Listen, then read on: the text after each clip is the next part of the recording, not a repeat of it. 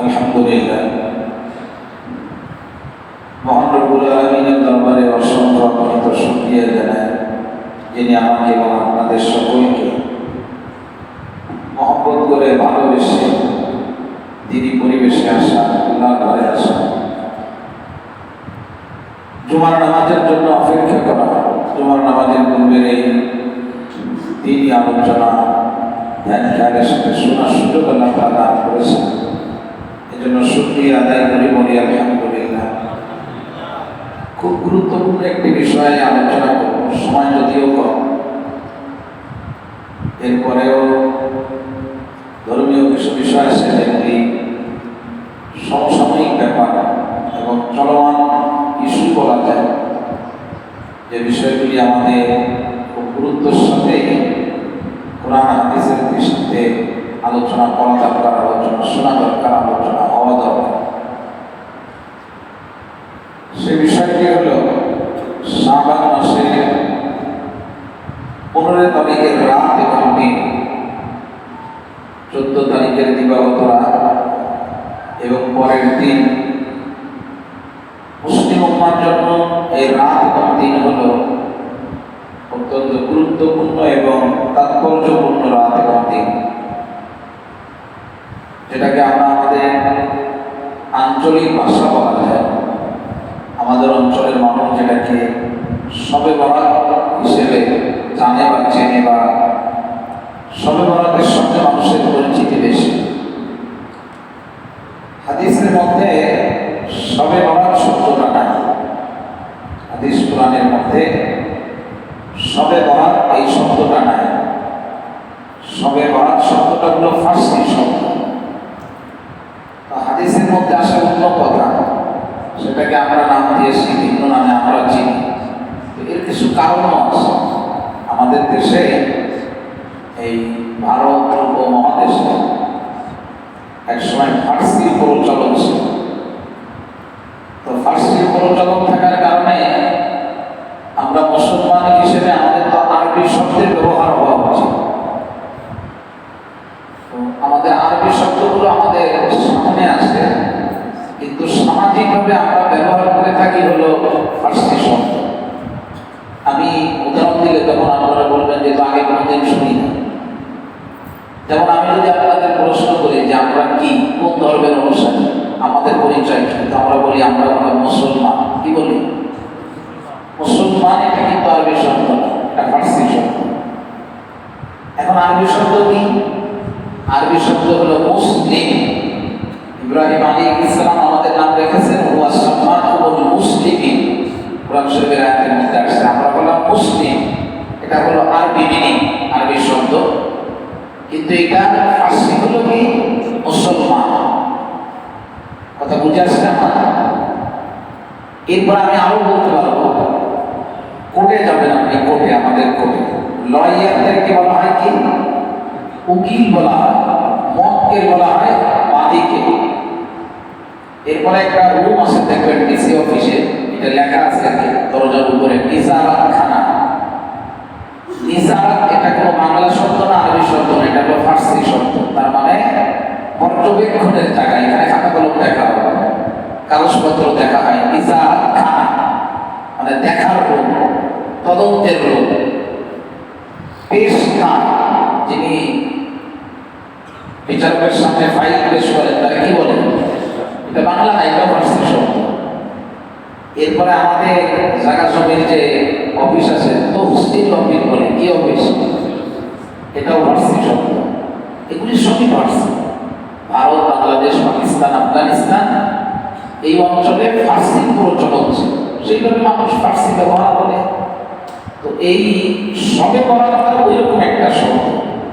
হাদিস কোরআন অনুযায়ী শবে বরাতে যে ব্যবহৃত শব্দ সেটা হলো লাইলাতুন নিসফি মিন শাবান। হাদিসের মধ্যে আছে লাইলাত মানে হলো রাত, আর নিসফি মানে হলো মধ্য, শাবান মানে শাবান মাস। শাবান মাসের মধ্যের রাত, একেবারে মিডিলে যেটা, মাঝখানে রাতটাকে বলা হয় লাইলাতুন নিসফি মিন শাবান। এই শব্দ হাদিসে ব্যবহৃত শব্দ। তো এখন হলো যে এই রাত নিয়ে এই আমি বারবার শবে বরাত করবো, আপনারা আবার লাইলাতুল নিসফি মিন শাবান বললে অনেকে বুঝবে না। এই শবে বরাত নিয়ে আমাদের মধ্যে বেশ এখন বাধাবাধি আছে। এক শ্রেণীর মানুষ এটাকে খুব বেশি হাইলাইট করে। শবে বরাত আসতেছে, আটা কিনবেন, চিনি কিনবেন, ময়দা কিনবেন, তারপরে পেপার পত্রিকা একটা স্পেশাল পাঠ হবে, লেখালেখি হবে, অনেক জায়গায় শবে বরাতের উপরে একটা মিছিল হবে, এরপরে সেমিনার হবে। এটা এক শ্রেণীর মানুষ করেন, খুব বেশি এটাকে মানে চর্চা করেন এবং এটা কিভাবে সুন্দরভাবে করে সারা বছরে যা যা করছে সেইগুলো মাফ করানো যায়, এরকম একটা মানসিকতা কিছু লোকের মধ্যে কাজ করে। তারা এই রাতটাকে এবং দিনটাকে আগে থেকে সরষের তেল কিনে রাখে। কোনো কোনো কিতাব আছে নাকি সরষের তেল মেখে গোসল করে সরষের তেল মাখতে হবে, এরপরে নামাজ পড়তে হবে, সূরা ইখলাস পড়তে হবে 25 বার। এরকম এরকম বিভিন্ন বর্ণনা আছে। তো কিছু মানুষ এগুলো খুব চর্চা করে এবং এগুলো ফলো করে। আর কিছু মানুষ হয়ে গেছে বর্তমান সমাজে, তারা মতে এই দিনের এবং রাতের নাম শুনতেও পারে না। মানে শবে বরাত বললেই বলে হচ্ছে কাফের হয়ে গেছে। এটা ইসলামের শরীয়তে না, এটা তো বানানো, তুই কাফের। তো কিছু আছে সাড়াসাড়ি করে, আর কিছু আছে খুব বেশি ধরাধরি করে। এখন প্রশ্ন হলো যে হুজুর আমরা কোন দল, আমরা কোন গুরু? বলে আমরা ছাড়বো না, ধরবো না। আমরা কোরআন হাদিস যতটুকু করতে বলেছে ততটুকু করবো, বাড়াবো না, কমাবো না, যেটা ভালো হয় না। এবং এটাই হলো আল্লাহ তাআলার কাছে সবথেকে পছন্দ, যে বান্দা আবেগ পালিত হয় না, আবেগ প্রবণ হয় না, বরং সে তার জীবনটাকে কোরআন হাদিস অনুযায়ী চালানোর চেষ্টা করে। আমার দল কি বললো, অথবা আমার মুরব্বী কি বললো, বা আমার এলাকার লোক কি করে, না এটা না, এগুলো করবো না। আমি দেখবো যে কোরআন হাদিসের মধ্যে কি আছে, ঠিক কোরআন হাদিস আমাকে যেভাবে বলবে আমি ওইটুকু করবো। ফজরের নামাজ 2-2-4 রাকাত, এটাই কোরআন হাদিসের ফয়সালা। আমি দীর্ঘদিন ধরে চেষ্টা করি, ফজরের নামাজে উঠতে পারি না, আজকে ঘুম ভেঙে গেছে। তো চিন্তা করলাম যেহেতু উঠতে পারছি আধা ঘন্টা আগে, তো সময় নষ্ট করবো না। তো আমি 2 রাকাতের জায়গায় 4 রাকাত ফরজ নামাজ পড়লাম, আর সুন্নাত 2 রাকাতের জায়গায় 6 রাকাত পড়লাম। নামাজ হবে? নামাজ হবে। একজন চিন্তা করলো যে সেটা তো অনেক ফজিলত, তো সে ফজরের নামাজে সেটা দিয়ে পড়েই আছে, সূর্য উঠে গেছে, তো সে মাথা উঁচু করে না। তো যে সেটা তারা নিয়ে জান্নাতের দিকে রওনা হয়েছিল, সেই সেটা তাকে কোন দিকে নিয়ে যাবে? জাহান্নামের দিকে নিয়ে যাবে। এজন্য বলা হয় ইসলাম ধর্মেই একমাত্র ধর্ম যেখানে আবেগের কোনো জায়গা নেই। ইসলাম ধর্মে আবেগের কোনো স্থান নাই। ইসলাম ধর্ম আবেগ মুক্ত। এখানে কোনোভাবেই আমার আবেগ দিয়ে কাজ করা যাবে না। বায়ুবতার ছেড়ে সেই উজু নষ্ট হয়ে গেছে, তো এখন উজু করতে হবে, হাত ধো, পা ধো, মুখ ধো, মাথা নষ্ট করো, এই হলো উজুর বিধান। তো সে চিন্তা করলো যে জায়গা দিয়ে বের হলো ওই জায়গার কারণে আমার উজুই নষ্ট হয়ে গেল, তো সে কি ওই জায়গাটাও আমি ধুয়ে নেব? এটা আবেগের ব্যাপার, এটা আবেগের ব্যাপারে। আবেগ দিয়ে ইসলামী শরিয়াত চলে না। ইসলামী শরিয়াত আল্লাহ তাআলা দেখতে চান যে বান্দা বুঝে আসলেও বান্দা মানবে, বুঝে না আসলেও মানবে, বান্দা ভালো লাগলেও মানবে, ভালো না লাগলেও বান্দা মানবে। এটাই আল্লাহ তাআলা দেখতে চান। আমার ভালো লাগলো যে আমি একটু বেশি করে মানলাম। একবার দেখলাম এক লোক সুবহান নামাজে আসছে, এই মসজিদে আসছিল শুরু দিক দিয়ে যখন মসজিদ উদ্বোধন হয়, তো সে লোক দেখে এক লম্বা জামা গায়ে দিয়ে আসছে। তো এখানে যখন আমার সামনে আসছে, তো সেই জামাটা তার এরকম উঁচু করে ধরা লাগতেছে। তার মানে সে যতটুকু লম্বা, তার জামা কান থেকেও আরো ব্ল্যান্ডিয়ে হাত লম্বা। আমি জিজ্ঞাসা করলাম এইটা কি অবস্থা? তো ওই লোকটা আমাকে বলতেছে, হুজুর লম্বা জামা গায়ে দেওয়া যেহেতু ইসলামের একটা বিধান, আমি একটু লম্বা দেখে আনছি সৌদি আরব থেকে, তাতে বিধানটা ঠিক মতো পালন না। এটা ইসলামী শরিয়াত কোনোভাবেই এটা গ্রহণ করবে না। তার কারণ টাকুর নিচে জামা যাওয়া এটা কবিরা গুনাহ। কি গুনাহ জোরে বলেন?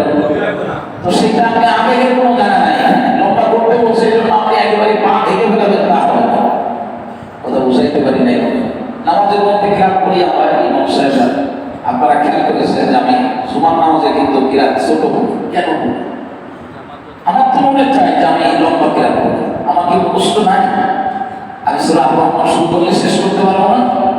অবশ্যই পারবো। কিন্তু রাসূল কারীম সাল্লাল্লাহু আলাইহি ওয়াসাল্লামের মেসেজ হলো যে জামাত যত বড় হবে কিরাত তত ছোট হবে, জামাত যত ছোট হবে কিরাত তত লম্বা হবে।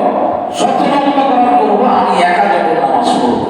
নবী আমার বলেছেন কিন্তু তোমার পিছনে যখন লোক দাঁড়ায় যাবে, তো তুমি ইমামতি করতে গেলে এটা খেয়াল রাখবা, ফাইন্না ফীহিমুদ দাঈফ ওয়াল মারিদ, তোমার পিছনে যারা দাঁড়ানো এর মধ্যে বহু লোক আছে অসুস্থ, বহু লোক আছে দুর্বল, বহু লোক আছে ভয়ভীত, যারা দীর্ঘ সময় দাঁড়াতে পারবে না।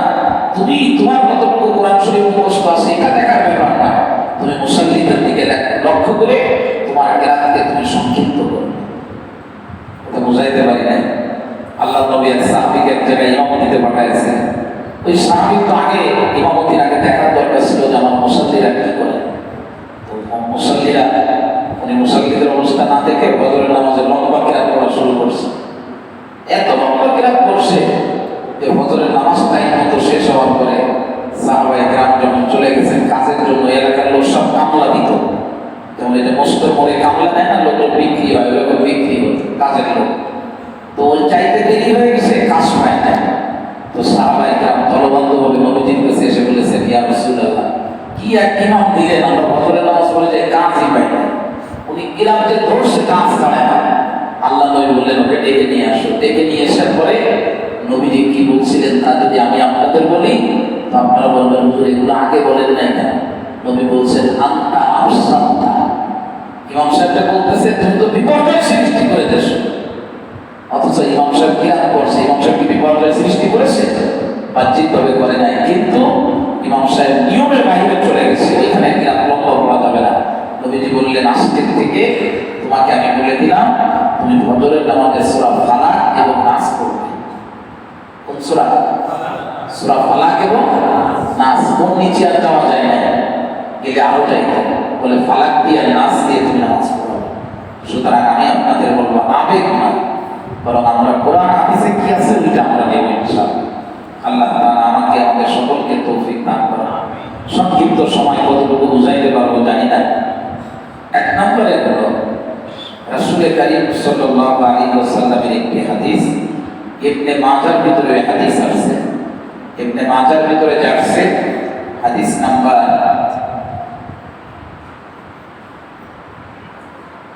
1390 নম্বর হাদিস। সহিহ ইবনে হিব্বানের মধ্যে ওই হাদিস আছে 5665 নম্বর হাদিস। রাসূল কারীম সাল্লাল্লাহু আলাইহি ওয়াসাল্লাম বলেছেন, ইন্নাল্লাহ লা ইয়াতলিউ লাইলাতান নিসফি মিন শাবান। আল্লাহ তাআলা নবী বলেন যে শাবান মাসে মধ্য রজনী যখন হয়, মাঝের রাতটা, তার মানে 14 তারিখ দিবাগত রাত, আজকে হলো 11 তারিখ শাবান মাসে, কালকে 12, রবিবার দিন 13, সোমবার দিন 14, সোমবার দিবাগত রাত, সোমবার এবছর দিবাগত রাত। আল্লাহ নবী বলেন যে শাবান মাসের মধ্য রজনীতে 14 তারিখ দিবাগত রাতে 15তম যে রাতটা, রাত আগে দিন পরে আসে ইসলামের দৃষ্টিতে।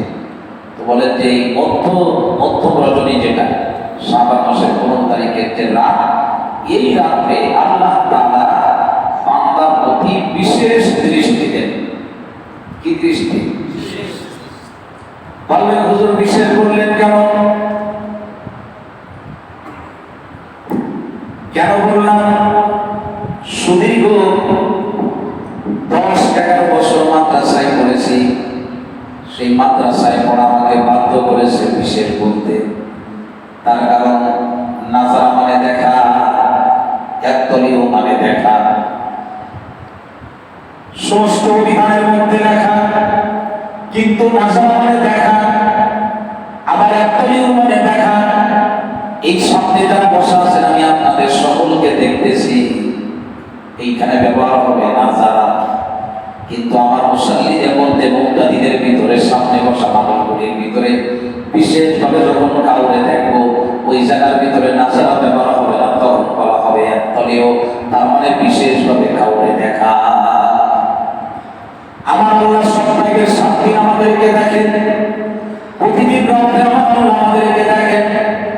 মুসলিম শরীফের সহিহ হাদিসের ভিতরে আসছে, ইয়ানজিলুল্লাহু ইলাস সামাইদ দুনিয়া, প্রতিদিন যখন রাত হয়ে যায়, কুল্লা লাইলাতিন হিনা ইয়ামজি সুলুসুল লাইলিল আউয়াল, নবী আমার বলেন রাতকে 3 ভাগ করার পরে এই 3 ভাগের প্রথম ভাগ, তার মানে যখন 9টা বেজে যায়, আল্লাহ নবী বলেন পায়খানা দেওয়ার পরে রাতের 1/3 সময় যখন অতিক্রান্ত হয়ে যায়, আল্লাহ রাব্বুল আলামিন বছরের প্রত্যেকটা রাতে এই 1/3 যখন অতিক্রম হয়ে যায়, আল্লাহ রাব্বুল আলামিন তখন আরশে আজিম থেকে দুনিয়ার আসমানে নেমে আসে। মুসলিম শরীফের হাদিস, দুনিয়ার আসমানে আসার পরে এই দুনিয়ার আসমানের ভিতরে আমার আল্লাহ পাক থাকেন এবং ওই জায়গা থেকে ডাক দিয়ে দুনিয়ার মানুষদেরকে বলতে থাকেন, আনাল মালিক, আনাল মালিক। এই দুনিয়াতে তোমরা কে কে দাবি করতেছো তোমরা মালিক? আসলে তোমরা মালিক না, বরং আমি আল্লাহ বড় মালিক। আসমানের মালিক কেউ না, জমিনের মালিক কেউ না। অহংকার করো না, গর্ব করো না। এই জমিন তোমাদের না, জমিনে হলো আমার। আমার আল্লাহ পাক বলেন, মান জাল্লাযী ইয়াদউনি ফাআস্তাজীব লাহু, মান জাল্লাযী ইয়াসআলুনি ফাউতিয়াহু, মান জাল্লাযী ইস্তাগফিরুনি ফাআগফির লাহু, ফালা ইয়াজালু কাযালিকা হাত্তা ইউদিআল ফজর। বলে ফজরের নামাজের রক্ত হওয়ার আগ পর্যন্ত সারা রাত আল্লাহ তাআলা ডাক দিয়ে বলেন, দুনিয়াতে কেউ আসো আমার কাছে দোয়া করবা, আমি এখন তোমাদের দোয়া কবুল করব। কেউ কি আসো আমার কাছে কিছু চাওয়া, আমি আল্লাহ তোমাদের চাওয়া পুরা করে দেব। কেউ কি আসো আমার কাছে ক্ষমা চাওয়া, আমি আল্লাহ তোমার জিন্দেগি সব গুনাহ ক্ষমা করে দেব।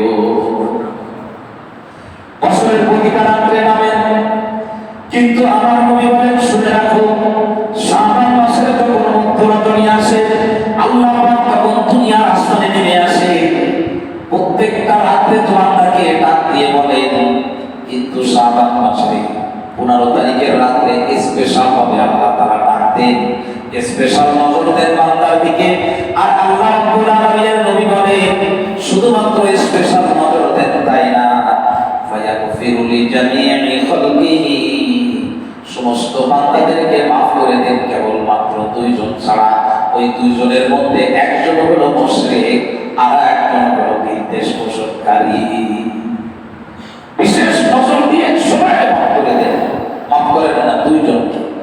একজন হলেন মুশরিক আর একজন হলেন। তাই আমি মাঝে মধ্যে আপনাদেরকে বলি,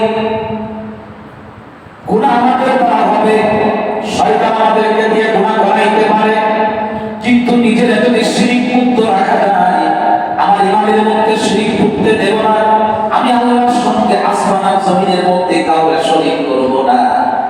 আমি যদি শিরিক মুক্ত থাকতে পারি, আমার জীবনের গুনাহ যদি জমিন বরাবর হয়, বুখারী শরীফের হাদিসের মধ্যে আসছে, আমার আল্লাহ পাক হাদিসে কুদসির মধ্যে বলেন, বান্দা কোনো চিন্তা করবা না, কিয়ামতের ময়দানে জমিন বরাবর গুনাহ নিয়ে আসবা, আমি আল্লাহ জমিন বরাবর ক্ষমা নিয়ে তোমার সাথে দেখা করব। কিন্তু শর্ত হলো শিরক মুক্ত হতে হবে। এজন্য একজন সাহাবী আল্লাহ নবীকে প্রশ্ন করেছিলেন, ইয়া রাসূলুল্লাহ, কোন আমল নিয়ে কবরে গেলে নিশ্চিত জান্নাতে যাওয়া যাবে, আর কোন বদ আমল নিয়ে গেলে নিশ্চিত জাহান্নামে যাওয়া লাগবে বলে দিন। বিশ্ব নবী বলেন, ও আমার সাহাবী, তোমরা শুনে রাখো, মুসলিম শরীফের হাদিস, আম্মা তালা ইউশরিকু বিল্লাহি শাইয়া দাখালাল জান্নাহ। কোন ব্যক্তি যদি এই অবস্থায় মারা যায় যে আল্লাহর সাথে কাউকে শরীক করে না, ওই ব্যক্তির জীবনের গুনাহ মাফ করে আল্লাহ পাক তাকে জান্নাতে দিয়ে দিবে। আর যদি কেউ এই অবস্থায় মারা যায় যে শিরকের গুনাহ করেছে, তার ঈমান শিরক মুক্ত থাকে না, শিরকের বোঝা নিয়ে কেউ যদি কবরের ভিতরে যায়, বিশ্ব নবী বলেছে, এই দুনিয়ায় বসে আমরা হাজার দোয়া মাহফিল করে ওই লোকদের ফুল সিরাত পার করে জান্নাতে দিতে পারবো না। নবী বলেছেন, তাহলে না, সে জাহান্নাম। আর বর্তমান জামানায় মুসলমানদের সবথেকে বড় ভয় হলো শিরক। শিরক করতেছি আমরা কথা দ্বারা, শিরক করতেছি আমরা কাজের দ্বারা, শিরক করতেছি আমরা সমর্থনের দ্বারা। আমি মাঝে মধ্যে একটা কথা প্রায় বলি যে সুস্পষ্ট এক শিরক এখন নামাজি মুসলমান কি বলে, বলে যে উলামায়ে কেরাম তো কত কথা বলে, সব তো শুনি, ভালো লাগে, কিন্তু এটাও তো একটা ব্যাপার, সব জায়গায় ইসলাম চলে না, সব জায়গায় ইসলাম চলে না। এই কথা বলার সাথে সাথে পৃথিবীর যেখানে যে আলেমকে জিজ্ঞাসা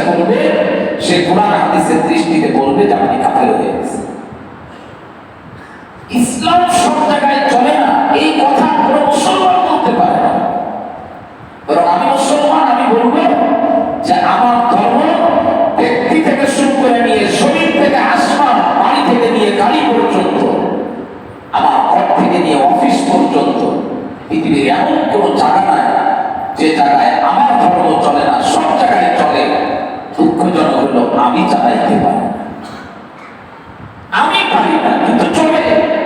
আমার ধর্ম সব জায়গায় চলার মতো। এ ধর্ম কোন জায়গায় চলবে না, থেমে যাবে, চালানো যায় না, চালালে ক্ষতি হবে। এই ধর্ম আল্লাহ তাআলা আমাদেরকে দেন। আমার আল্লাহ ওই ধর্মটা নিজের কাছে পছন্দনীয় করেছেন, যে ধর্ম পৃথিবীর সব জায়গায় চলবে। ওয়ারাদিতু লাকুমুল ইসলাম দীনা। আল্লাহ রাব্বুল আলামিন সবাইকে মাফ করেন, কিন্তু মুশরিকদের মাফ করবেন না। আর মুশাহিদিন মানে হলো বিদ্বেষ পোষণকারীদেরকে মাফ করবেন না। শাবান মাসের 15তম রাত এবং দিনের ফজিলতের জন্য এই একটা হাদিস যথেষ্ট। আর কোন হাদিস আমি আলোচনা করি না, আমি বলিও না। অনেক হাদিস আছে, আমি বলি না, একটাই যথেষ্ট। তার কারণ হলো যে এই হাদিস আরব দেশের একজন বহুত বড় মুহাদ্দিস ছিলেন, আপনারা নাম শুনে থাকবেন, ইবনে তাইমিয়া। আরেকজন ছিলেন নাসিরউদ্দিন আলবানী, নাওয়ারাল্লাহু মাকাদা, আল্লাহ তাআলা নূর দিয়ে কবর করে দেন। এই দুইজন এই একটা হাদিসে আছে, দ্বিতীয় কোনো হাদিস আনেন নাই। তবে এই এক হাদিসের পক্ষে ওনারা আরো প্রায় 10টা হাদিস নিয়ে এসেছেন। একটা হাদিসের পক্ষে 10টা হাদিস। এই দুইজন মানুষ ওনারা বলেছেন যে লাইলাতুল নিসফি মিন শাবান, শাবান মাসের 15 তারিখের রাত, এটা 14 তারিখের রাত এবং 16 তারিখের রাত থেকে ফজিলত করব। রাত সবগুলাই দামি, তবে শাবান মাসের 15 তারিখের রাত একটু বেশি দামি। এটাকে অস্বীকার করার কোনো সুযোগ নাই। কি বলেছে ওনারা? আমি হুবহু ওনাদের কথা আপনাদেরকে শোনাবো, হুবহু ওনাদের কথা। শাইখুল ইসলাম ইবনে তাইমিয়া, ওনার একটা কিতাব আছে, কিতাবের নাম হলো ইত্তিজাউস সিরাতিল মুস্তাকিম। এই কিতাবের 631 থেকে 641 নম্বর পৃষ্ঠা পর্যন্ত উনি লিখছেন, আল্লাহু আকবার। এই কথাগুলা কি লিখছেন? বলে যে উনি বলতেছেন ক্বালা শাইখ নাসিরউদ্দিন আলবানী, উনিও এই কথাটা লিখছেন ওনার কিতাব সিলসিলাতুল আহাদিস সহিহার ভিতরে। কি লিখেছেন? ওয়া জুমলাতুল কাউল আন্নাল হাদিসা বিমাজমুই হাযিহি তুরুক সহিহুন বিলা রাইবিন। উনি বলেছেন শবে বরাতে শাবান মাসের মধ্য রজনীর ফজিলতের ব্যাপারে এই যে হাদিসগুলা, এই হাদিস আনার পরে ওনারা 10টা হাদিস আনার পরে বলেন এই সব হাদিসগুলা সহিহ, এর মধ্যে কোনো সন্দেহ নেই। এরপরে ওনারা বলেন ওয়াসিহাতু তাসকুতু বিআকাল্লিন মিনাল আবাদান মাদামাত সালিমাতুন মিনাদ দুফিস সাদীদ। বলে কোন হাদিস যদি কঠিন পর্যায়ে দুর্বল না হয়, এই ধরনের হাদিস দ্বারা কোন রাত বা দিনের ফজিলত প্রমাণ করা এটা যথেষ্ট হয়ে যায়। অস্বীকার করবো কিভাবে? অস্বীকার তো করতে পারবো। আল্লাহু আকবার। সিলসিলাতুল আহাদিস সহিহা তৃতীয় খণ্ড 135 থেকে 139 নম্বর পর্যন্ত লম্বা আলোচনা লাইলাতুল নিসফি মিন শাবান বা শবে বরাত নিয়ে চলেছে। এছাড়াও অসংখ্য উলামায়ে কেরাম যারা ইতিপূর্বে চলে গেছে, তারা এই রাতকে ফজিলতপূর্ণ রাত বলেছে। কোন অবস্থাতেই তারা এই রাতের ফজিলতকে অস্বীকার করেন না, এই রাতের ফজিলতকে অস্বীকার করেন না। দুঃখজনক হলো যে আমরা বুঝে না আসলে অস্বীকার করি। এটা হলো সব থেকে বড় রোগ আমাদের। আমি জানি না, এটা আমি মানব না।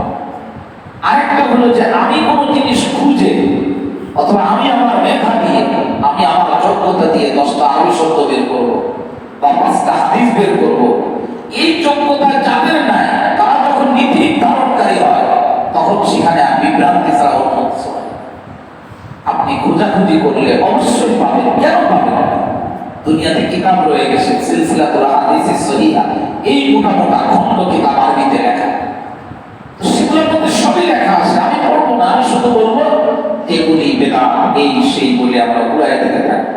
হ্যাঁ, বেদাতকে বেদাত বলবো, খারাপকে খারাপ বলবো। আমার সন্তান যদি কখনো গায়ে ময়লা লাগাই ফেলে শরীরের মধ্যে, তো আমি তো ময়লা সন্তানকে আমি কোলে নেব না। অবশ্যই আমি কোলে নেওয়ার আগে তাকে ধুয়ে মুছে পরিষ্কার করে তারপরে তাকে কোলে নেব। তো শাবান মাসের 15 তারিখের রাতের ফজিলত আছে। এই রাতকে কেন্দ্র করে কিছু খারাপ কাজের প্রচলন হয়ে গেছে, সেগুলি আমরা নির্দিষ্ট করবো, সেগুলি বলে দেব।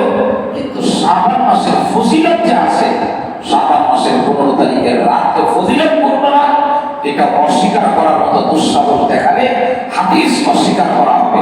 হাদিস অস্বীকার করার মানে বিশ্ব নবীকে অস্বীকার করা হবে। বিশ্ব নবীকে অস্বীকার করার মানেই হলো আল্লাহকে অস্বীকার করা হবে। আর আল্লাহকে অস্বীকার করার মানেই হলো আমার নিজেকে আমি নিজে ধ্বংসের রাস্তায়। সুতরাং এটা আমি স্বীকার করি যে এই রাতের ফজিলত আছে। এই রাত ফজিলতপূর্ণ রাত, এটা অস্বীকার করার সুযোগ নাই। পরের দিনটা ফজিলতপূর্ণ, এটা অস্বীকার করার সুযোগ নাই। এটা হাদিস কোরআন যারা একেবারে সহিহ হাদিসের বর্ণনা দ্বারা স্বীকৃত। এখন প্রশ্ন হলো যে হুজুর, এই রাতে কি আমল করব? সরিষার তেল কিনবো, সূরা ইখলাস কি 25 বার পড়বো? বলে না, এগুলি কোরআন হাদিসের কোথাও নাই। কি আছে, কি করবেন, কি করবেন সে আমলের ব্যাপারে হযরত আলী ইবনে আবি তালিব রাদিয়াল্লাহু তাআলা থেকে বর্ণিত হাদিস ইবনে মাজার ভিতরে আসছে 1388 নম্বর হাদিস 1388। এই হাদিস যদি কারো সামনে পড়ে দেখবেন, হাদিসের সনদ যদিও একটু দুর্বল, কিন্তু আমি আপনাদেরকে বোঝানোর জন্য বলি, হাদিসের সনদ দুর্বল হতে পারে, কিন্তু আমলের ক্ষেত্রে দুর্বল হাদিস এটা গ্রহণযোগ্য। আমার আমল করা দরকার। হাদিস দুর্বল বলে আমি ছাড়তে পারি না, দুর্বল বলে ছেড়ে দিলাম। আরেকটা কথা তোমাদের মধ্যে ঢোকানো দরকার, হাদিস কোনোদিন দুর্বল হয় না, হাদিসের সনদ দুর্বল হয়। এখন আমি যদি দুর্বল বলে হাদিস ছেড়ে দিই, আমি কিন্তু বিশ্ব নবী জনাবে মুহাম্মদুর রাসূলুল্লাহ সাল্লাল্লাহু আলাইহি ওয়াসাল্লামের মুখ নিঃসৃত বাণী ছেড়ে দিলাম। বানোয়াটগুলো ছেড়ে দেবো, সেগুলো মানবো না। মৌজু যেগুলো বানানো, সেগুলো তো হাদিস না। হযরত আলী ইবনে আবি তালিব থেকে বর্ণিত, তিনি বলেন, তোমরা শুনে রাখো, রাসূল কারীম সাল্লাল্লাহু আলাইহি ওয়াসাল্লাম বলেছেন, ইদা কানাত লাইলাতুন নিসফি মিন শাবান, যখন শাবান মাসের মধ্য রজনী এসে যায়, ফাকুমু লাইলাহা, তোমরা এই রাতে দাঁড়িয়ে দাঁড়িয়ে ইবাদত করো। দাঁড়িয়ে ইবাদত করার মানে তোমরা ঘুমায় না, দাঁড়িয়ে ইবাদত করার মানে কেবলমাত্র নামাজ পড়বো দাঁড়িয়ে তাই না। ফাকুমু লাইলাহা, এর তর্জমা করতে হবে উল্টা দিয়ে, তার মানে ঘুমাইতে গেলে তো শুয়ে থাকা লাগে, শুয়ে থেকো না, বরং শোয়া থেকে উঠে যাও, এই রাতে তুমি ইবাদত করো। বলে হুজুর কি ইবাদত করব? নামাজের মধ্যে দাঁড়িয়ে যাও, 2 রাকাত নামাজ পড়ো, 4 রাকাত নামাজ পড়ো, স্পেশাল কোনো নিয়ত করা লাগবে না। এই রাতে আপনি নামাজে দাঁড়ালেই হবে। আপনি বলবেন হুজুর নিয়তটা একটু বলে দেন। আপনি দাঁড়াবেন নফল নামাজের নিয়তে, রাতের অন্ধকারে দাঁড়াবেন, এই নামাজ আপনার আমলনামায় তাহাজ্জুদের নামাজ হিসাবে লেখা হবে। শবে বরাতের লাইলাতুন নিসফি মিন শাবানের জন্য আলাদা কোনো নিয়ত নাই, আলাদা কোনো গোসল নাই, আলাদা কোনো সরিষার তেল নাই, আলাদা কোনো সূরা নাই। 2 রাকাত নামাজের নিয়তে দাঁড়ায় গেলাম, সূরা ফাতিহা পড়ে আপনার জন্য যে সূরা সহজ হবে, প্রতিদিন যেভাবে আপনি নামাজ পড়েন ঠিক ওইভাবে রাতে নামাজের মধ্যে দাঁড়িয়ে যাবেন। মাঝে মাঝে কোরআন তেলাওয়াত করবেন, মাঝে মধ্যে জিকির করবেন, মাঝে মধ্যে মুরাকাবা করবেন, চোখ দুইটা বন্ধ করে চিন্তা করবেন, এই রাতে যদি আমি দুনিয়ায় না থাকতাম, আমাকে মাটির কবরে রাখা হতো, রাতের অন্ধকার সহ্য করতে পারি না, মাটির অন্ধকার কেমনে সহ্য, কবরের অন্ধকার কেমনে সহ্য করতাম। ঘরের ভিতরে সাপ ঢুকতে না পারে, তাই বিভিন্ন ধরনের মেডিসিন ঘরের ভিতরে রাখলাম, সাপ মারার জন্য আমি লাঠি রেখে দিলাম। কিন্তু মাটির কবর, যে মাটির ভিতর থেকে সাপ বের হয়, ওই সাপ যদি বের হয়ে আমার কবরের মধ্যে আসে, পোকামাকড়গুলো যখন আমার শরীরের মধ্যে চড়বে, আমি কিভাবে নিষেধ করব? অন্ধকার মাটির কবরে কিচ্ছু দেখা যায় না।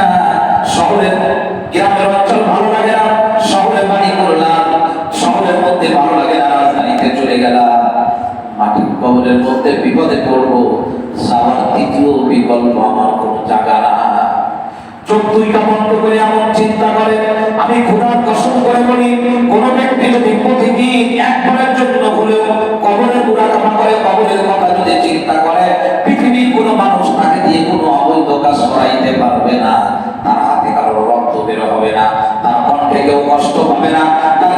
কেউ আঘাতপ্রাপ্ত হবে না।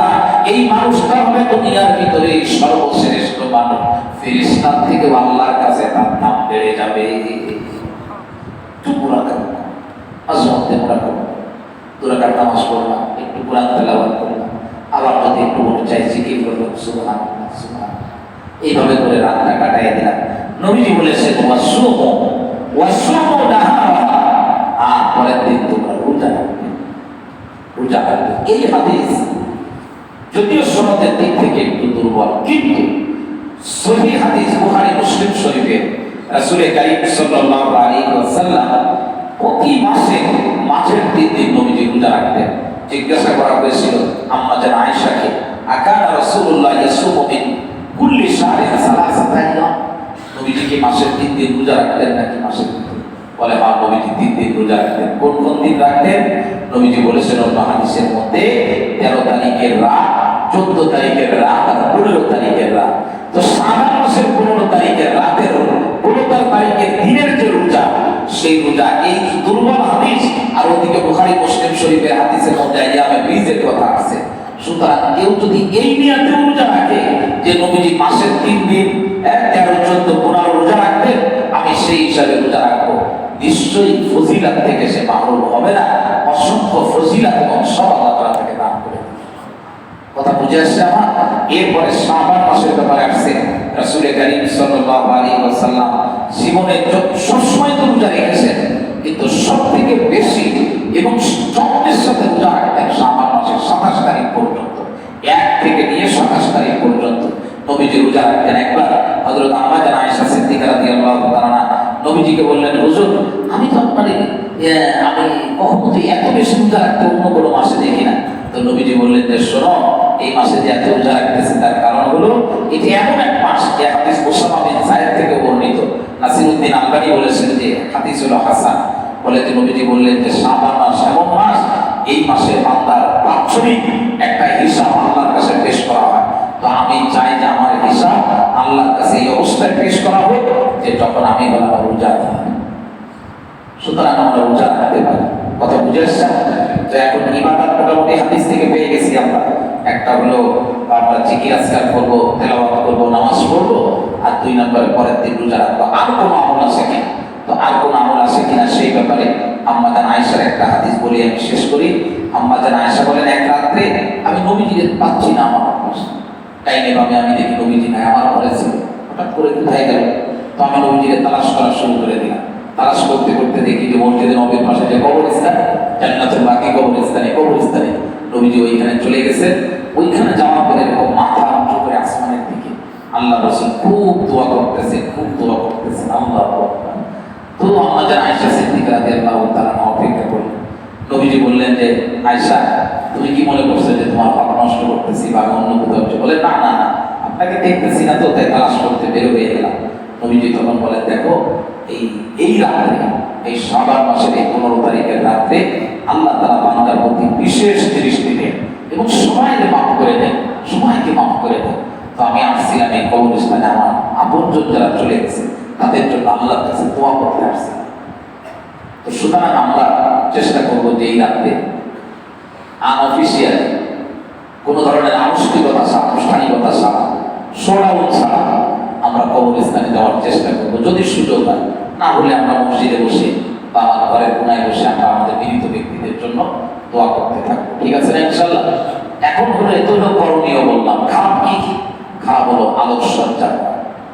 বলে যে সবাই বরাত আসতেছে, পুরো মসজিদ লাইট দিয়ে বেড়ালাম, বিশাল বড় বড় ব্যানার বানালাম, আটা কিনলাম, এরপরে কিনলাম, এরপরে সবাই বরাতের দিন মানুষের এক দরজা থেকে আর এক দরজা এমন লেনদেন শুরু হয়ে যায়, মনে হয় যে বাংলাদেশে মনে হয় রহমত নাজিল শুরু হয়ে গেছে। এগুলির সাথে সবাই বরাতের কোনো সম্পর্ক নাই। শাবান মাসের 15 তারিখের সাথে ন্যূনতম কোনো সম্পর্ক নাই। এমন এই রাত্রে পটকা ফোটানো, আমাদের যুবক বন্ধুরা অনেক ছোট ছোট বাচ্চা পটকা ফোটায়, আব্বা টাকা দিয়েছে ছেলেরে যাও সবাই বরাতে রাত পটকা কিনে নিয়ে আসো। প্রশ্ন করা হয় যে কেন পটকা ফোটায়? তো একজন জবাব দিয়েছে যে আমি যে কোন জায়গায় আছি আল্লাহ যদি টের না পায় এজন্য পটকা ফোটায়, আল্লাহ বুঝেছে সে কোন জায়গায় আছে। এই যে গরিহিত কাজগুলা, এর থেকে আমাদেরকে মুক্ত করতে হবে। লক্ষ লক্ষ কোটি কোটি টাকা এর পেছনে ব্যয় হয়ে যায়। আপনি এই টাকাগুলো গরিব মিসকিন লিখে দেবেন, অসুবিধা নেই। কিন্তু আপনি পটকা উঠানো, বাজি উঠানো, এরপরে শোডাউন দেয়, রাত গভীর হয়ে গেছে, দেখবেন যে চায়ের দোকানে বিভিন্ন জায়গায় শোডাউন দেয়। এখন তো রীতিমতো ধূমপান করতেছে রাত্রে জেগে জেগে। আমি নিজে জিজ্ঞাসা করছি, এই কি ব্যাপার তোমরা এখানে রাখো? বলে আপনি জানেন না মনে হয় আজকে তো সবাই রাখতে না, তাই আমরা এগুলা ঘুরে বেড়াইতেছি, রাস্তাঘাটে বিভিন্ন জায়গায় শোডাউন দিতেছি। এটা শোডাউনের জায়গা না, শোডাউনের দিন না, এই রাতটা হলো, এই দিন হলো ইবাদতের ব্যাপার। আপনি ইবাদত করবেন, আপনাকে শোডাউন দিতে বলা হয় না। এখন ইবাদত কোথায় করবেন? নফল ইবাদত সব থেকে ভালো হয় ঘরে করতে পারবে, সব থেকে ভালো। আল্লাহ রসুল ঘরে করতেন নফল ইবাদত। এখন আমাদের ঘরে তো সেই পরিবেশ নাই, ছোট বাচ্চাদের কারণে এলোমেলো হয়ে যায়। এমনি সূরা ফাতিহা মনে করে পড়তে আমাদের 1 ঘন্টা লেগে যায়, এরপরে পোলাপানের মধ্যে দাঁড়িয়ে দেখবো সূরা ফাতিহা শেষ হইল না। তো সেক্ষেত্রে আমাদের নিরিবিলি জায়গাগুলো আমরা মসজিদে চলে আসবো, মসজিদ খোলা থাকবে ইনশাআল্লাহ। আগামী সোমবার দিবাগত রাত সারা রাত মসজিদ খোলা থাকবে ইনশাআল্লাহ। মসজিদে এসে আপনার মতো আপনি ইবাদত করতে থাকবেন। এখানে আমি কিছু সতর্কবাণী আপনাদেরকে শোনাবো, যে অনেকে আছে বছরে তো সারা বছর আসে না, এই দিন আসছে, এসে সে লাইট জ্বালায় দিয়ে কোরআন শরীফ নিয়ে বসে গেছে, এত জোরে জোরে কোরআন শরীফ পড়ে বাকিরা কিছু বুঝতে পারে না, লাগলো মারামারি। পরের দিন সকালে পেপারে আসলো, সাড়ে 12টায় ইবাদত করতে যে মারামারি লাগছে, মসজিদের ইমামরা 1 নাম্বার আসামি, মুয়াজ্জিন 2 নাম্বার আসামি। এগুলি আমরা করবো না। আমি ইবাদত করবো, আমার মতো করে করবো, আমার ইবাদতের দ্বারা কারোর জন্য কষ্ট না হয়, ঠিক আছে ইনশাআল্লাহ। আমি মসজিদে এসে নামাজের মধ্যে দাঁড়ায় যাবো, কোরআন তেলাওয়াত করবো, আমরা একটা পাঠ করে দেবো ইনশাআল্লাহ। একদিকে লাইট জ্বলবে, একদিকে অফ থাকবে। আমি যদি মনে করি একটু বিশ্রাম নিয়ে নেবো, একটু বিশ্রাম নেবো, কিন্তু অবশ্যই আমি ইবাদত করবো। ইবাদতের বাইরে কোনো কাজ আমি করতে যাবো না। 2 নাম্বার হলো শবে বরাতের রাত 5 কেজি জিলাপি নিয়ে আসছে, কি ব্যাপার? হুজুর আমার আব্বা মারা একটু মারা গেছে, তো ওনার একটু জান্নাতে দেওয়ার দরকার না, এগুলো আপনি করতে যাবেন না। আপনার শবে বরাতের রাতে জিলাপি খাওয়ার জন্য এখানে লোকজন বসে নাই, 100 টাকা নিয়ে আসছে, হুজুর আসসালামু আলাইকুম, হাতের মধ্যে 100 টাকা দিয়ে হুজুর একটু আমার জন্য দোয়া করে দিই। এগুলি মোটেই করবো। আমি আপনাদের জন্য দোয়া করি, আমি আমার কথা বলি, এখনো করবো, সামনে করবো, যতদিন বাঁচবো ততদিন করবো। টাকা দিয়ে দোয়া কেনার চিন্তা, এটা মাথা থেকে আমাদের বের করতে হবে। টাকা দিয়ে দোয়া কেনা যায় না, টাকা পয়সা দিয়ে দোয়া কেনা যায় না। এটা শবে বরাতে করবো না। শবে বরাতের রাত্রে আমার যে কাজ, আমি সেই কাজ করবো। কাজ বাদ দিয়ে আকাশ করলে এই শবে বরাতের রাতের ফজিলত থেকে কিন্তু আমি বঞ্চিত হয়ে যাবো। আল্লাহ তাআলা আমাদের সকলকে তৌফিক দান করেন। আমরা ইবাদত করবো তো ইনশাআল্লাহ, জানতে করতে পারবো না ইনশাআল্লাহ। একটি তো 5 ওয়াক্ত নামাজ পড়ি, আলহামদুলিল্লাহ সমস্ত ইবাদত করি। শবে বরাতে একটু বেশি করবো, যেহেতু রাতটার ফজিলত আছে। আল্লাহ তাআলা আমাকে তৌফিক দান করে, আপনাদের সকল